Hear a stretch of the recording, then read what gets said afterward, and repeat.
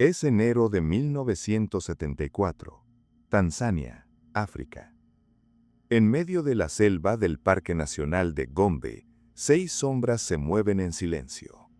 No hay prisa, no hay ruido, solo movimiento coordinado con un propósito muy claro. Son chimpancés y están cazando. No están cazando una presa para comer, están rastreando a otro chimpancé. Uno que hasta hace 3 años era parte de su mismo grupo, uno que conocían por nombre, uno con quien habían compartido comida, territorio y familia. Lo encuentran solo, comiendo frutas, sin sospechar nada. Lo que ocurre a continuación perturbó profundamente a los biólogos presentes. Algunos tardaron años en poder hablar sobre ello. Esto no es el argumento de una película, no es ciencia ficción. Es un hecho real, documentado y verificado, registrado por una de las científicas más importantes del siglo XX, Jane Goodall. Cuando esta historia llegó a las revistas académicas, la reacción no fue de admiración, fue de negación, de rechazo, porque lo que Goodall había documentado era algo que los científicos no querían que fuera verdad. En este video vamos a recorrer uno de los episodios más perturbadores de la historia natural, la guerra de los chimpancés de Gombe. Una guerra real, con estrategia, emboscadas y territorios en disputa. Un resultado devastador que tomó 4 años en completarse. Vamos a conocer al líder que no supo mantener la unidad, a los hermanos rebeldes que desafiaron su autoridad, al anciano que creyó que la amistad lo protegería, y a los 6 machos que cruzaron una línea que ningún animal debería haber podido cruzar. Pero este video no se trata solo de chimpancés, porque cuanto más escuches esta historia, más vas a sentir algo incómodo. El 98.7% de nuestro ADN es idéntico al de ellos. La misma maquinaria biológica, el mismo cerebro primitivo. La pregunta que Gombe deja abierta no es sobre los animales, es sobre nosotros. Quédate hasta el final. Lo que viene va a cambiar la forma en que ves a la naturaleza, y tal vez también la forma en que te ves a ti mismo. Para entender lo que pasó en Gombe, necesitas saber cómo pensaba la ciencia en ese momento. Estamos en los años 60 y principios de los 70. La biología del comportamiento animal era todavía una disciplina joven, y la visión dominante sobre los grandes primates era bastante clara. Los chimpancés eran animales pacíficos. Existían jerarquías y competencia entre machos. Había peleas, pero la violencia organizada y planificada entre grupos distintos era algo reservado para los humanos. Era, según muchos, una de las características que nos separaba del resto del reino animal. En 1960, una joven investigadora británica llegó al Parque Nacional de Gombe. Su nombre era Jane Goodall. No tenía doctorado en ese momento. Ese escepticismo fue, con el tiempo, completamente silenciado por los hechos. Goodall pasó años viviendo dentro del territorio de los chimpancés. Les puso nombres, documentó sus emociones, el uso de herramientas y sus vínculos familiares. Sus hallazgos revolucionaron la primatología, pero nada la preparó para lo que vendría. En el corazón de Gombe existía una comunidad de aproximadamente 40 chimpancés. Goodall y su equipo la llamaban la comunidad Kasekela. Una estructura densa, con alianzas, rivalidades y jerarquías bien definidas. A la cima de esa jerarquía estaba Humphrey, un macho adulto de gran musculatura y carácter dominante. No era el más carismático del grupo, pero era el más fuerte. Y en el mundo de los chimpancés, eso suele ser suficiente. Humphrey controlaba al grupo con intimidación física y presencia constante.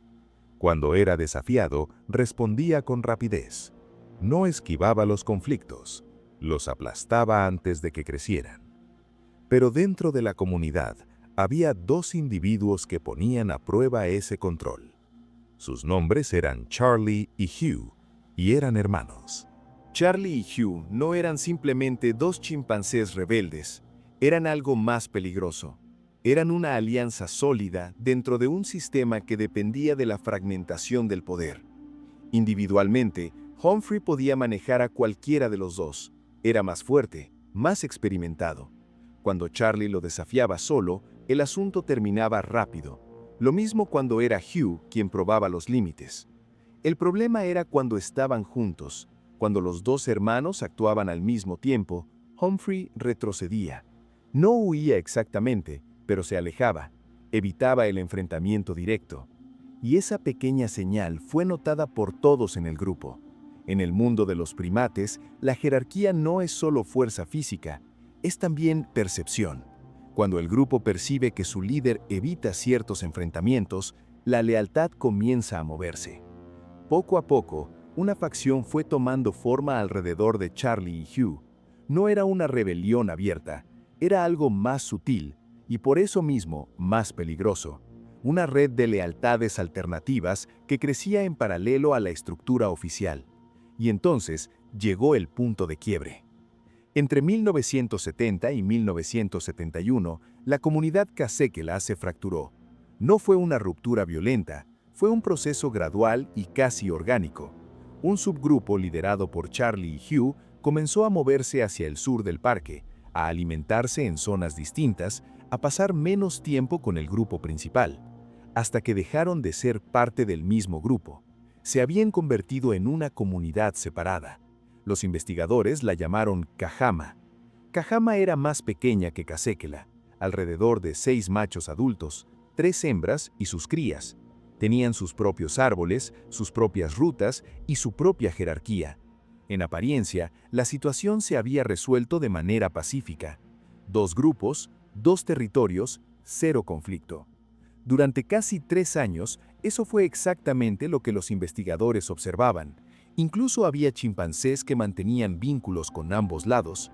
El más notable era Goliath, un macho ya anciano, respetado por todos. Su presencia parecía indicar que la división no había dejado heridas profundas. Pero algo estaba ocurriendo que los biólogos aún no podían ver, algo que se formaba en silencio dentro del grupo Caséquela, un plan que nadie en la historia de la ciencia habría anticipado. A partir de 1973, el equipo notó algo inusual en un grupo de machos adultos. Se reunían con más frecuencia de lo normal.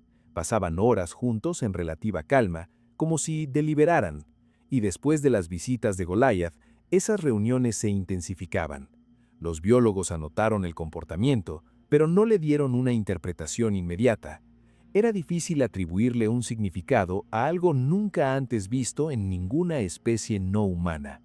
Entonces, en enero de 1974, los 6 machos desaparecieron hacia el sur. El equipo de investigadores los siguió. Los 6 machos se habían internado en territorio Cajama, siguiendo el rastro de Goliath. Avanzaban en silencio, sin las vocalizaciones típicas con que los chimpancés normalmente se anuncian. Se comunicaban con gestos, se detenían, escuchaban, continuaban, hasta que encontraron lo que buscaban. Un macho joven del grupo Cajama, solo, comiendo frutas en un árbol, sin tener la menor idea de lo que se acercaba. Los 6 esperaron, observaron, calcularon el momento exacto y atacaron. Lo que siguió no fue una pelea, no fue el conflicto breve que los primatólogos conocían, fue una ejecución metódica. Los 6 atacaron al mismo tiempo, con roles diferenciados.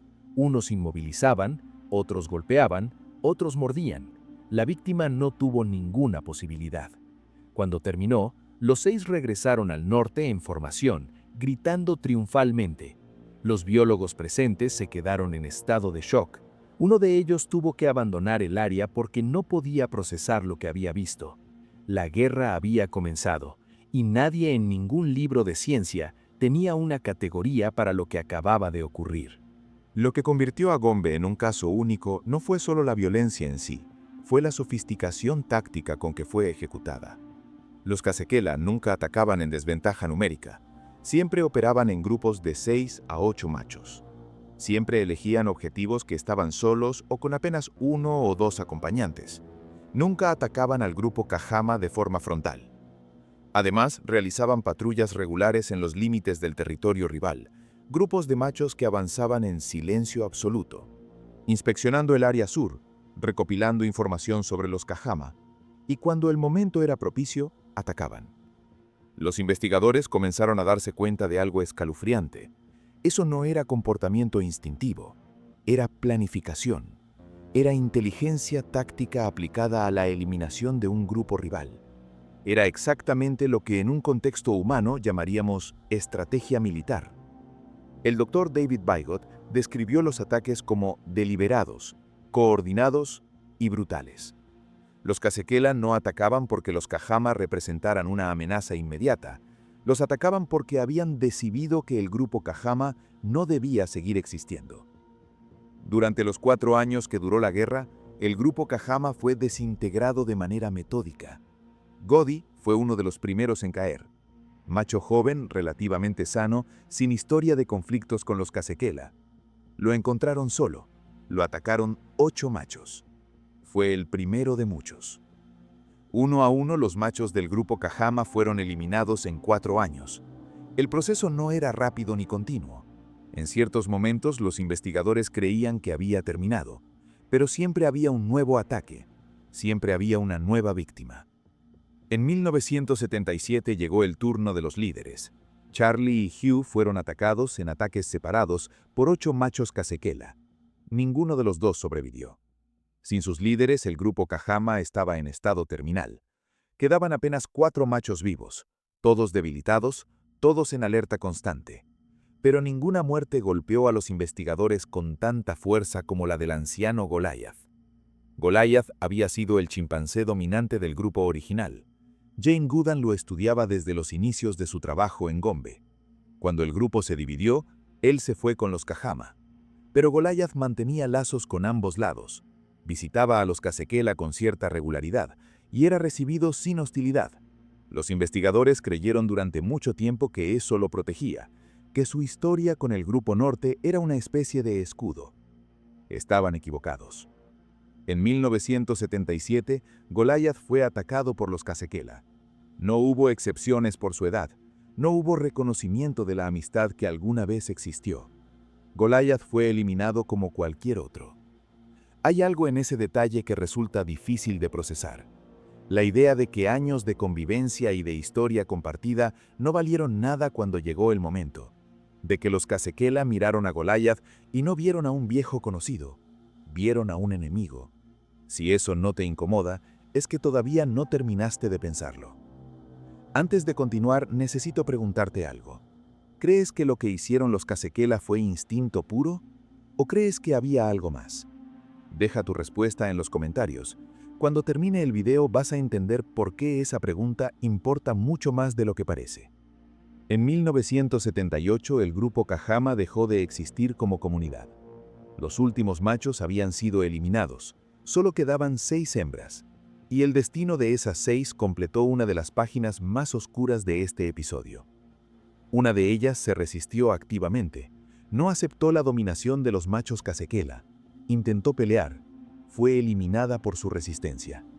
2 desaparecieron en la selva, nunca más fueron registradas por el equipo de investigación. Se asume que murieron, aunque no hay certeza. Las 3 restantes fueron integradas por la fuerza al grupo Casequela. No como miembros con algún estatus, fueron ubicadas en el peldaño más bajo de toda la jerarquía. Las últimas en acceder a la comida, las primeras en ser agredidas cuando había tensión en el grupo.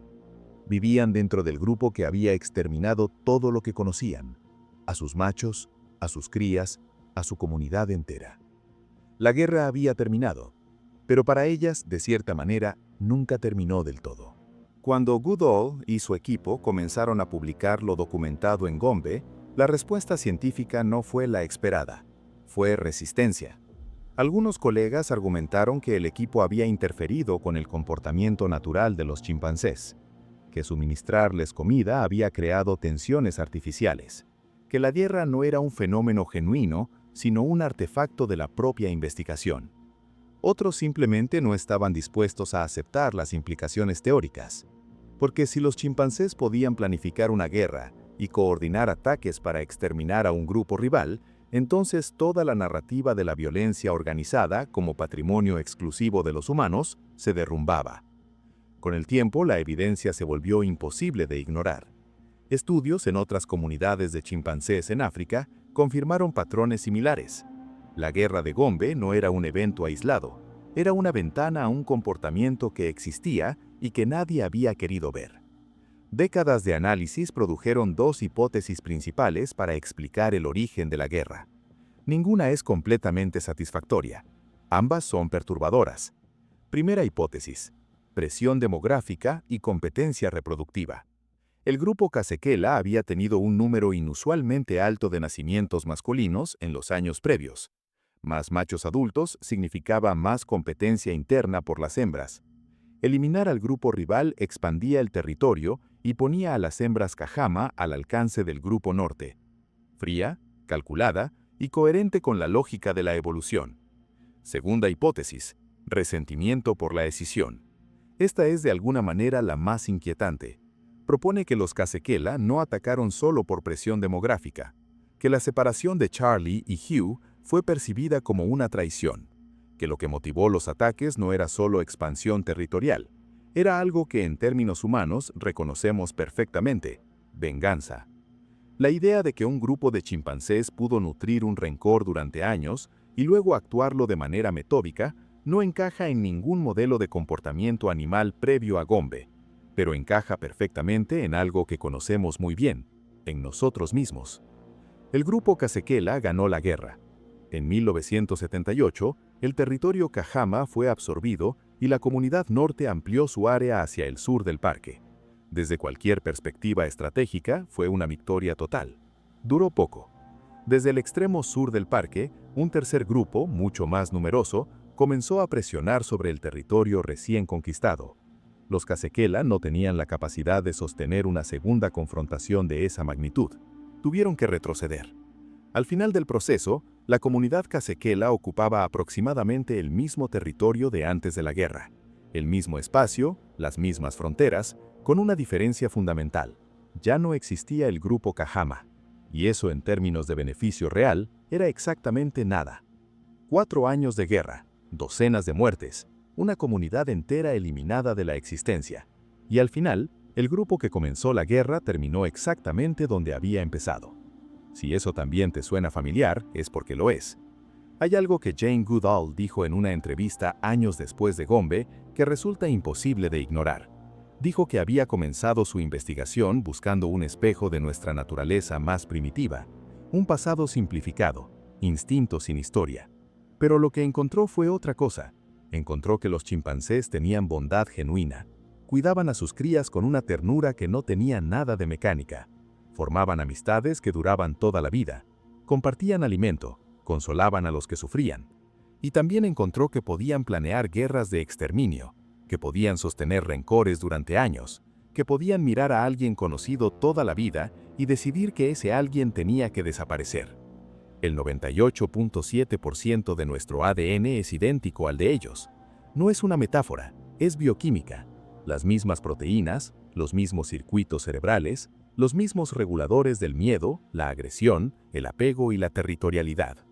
La pregunta que Gombe deja abierta no es si los chimpancés son buenos o malos. Esa no es la pregunta equivocada. La pregunta correcta es, ¿qué hace que esos mismos circuitos produzcan una u otra cosa? ¿Cuánto control real tenemos sobre ese proceso? La guerra de Gombe ocurrió sin lenguaje, sin ideología, sin banderas, solo con biología, territorio y memoria. Y aún así fue reconocible. Aún así tuvo líderes, traiciones, alianzas y víctimas. Aún así tuvo un inicio, un desarrollo y un desenlace. Eso no nos hace más pequeños, nos hace más conscientes. Si esos impulsos están en nuestra biología desde que no existiera la civilización, entonces la pregunta no es si existen. La pregunta es ¿qué hacemos con esa información? ¿Qué elegimos construir encima de eso? Jane Goodall continuó su trabajo en Gombe durante décadas. La guerra de Gombe fue reconocida como el primer caso documentado de guerra intergrupal en una especie no humana. abrió una línea de investigación sobre las raíces del conflicto organizado que sigue activa hasta hoy. Y Goliath, el anciano que mantuvo sus vínculos hasta el final, quedó como un recordatorio permanente. La historia compartida y los afectos anteriores no son suficientes para frenar lo que ocurre cuando una comunidad decide que algo tiene que acabar. La naturaleza no es ni buena ni mala, es compleja. Y esa complejidad, cuando la miramos de frente, nos devuelve siempre la misma imagen, la nuestra. La guerra de los chimpancés de Gombe terminó en 1978, pero la pregunta que dejó abierta todavía no tiene respuesta. ¿Es la violencia organizada algo que heredamos o algo que aprendemos? ¿Es parte de lo que somos o es solo una opción entre muchas que la biología nos ofrece? No lo sé, nadie lo sabe con certeza. Pero hacerse esa pregunta honestamente, sin buscar una respuesta cómoda, ya es un primer paso hacia algo que los chimpancés de Gombe no pudieron dar. Hasta la próxima.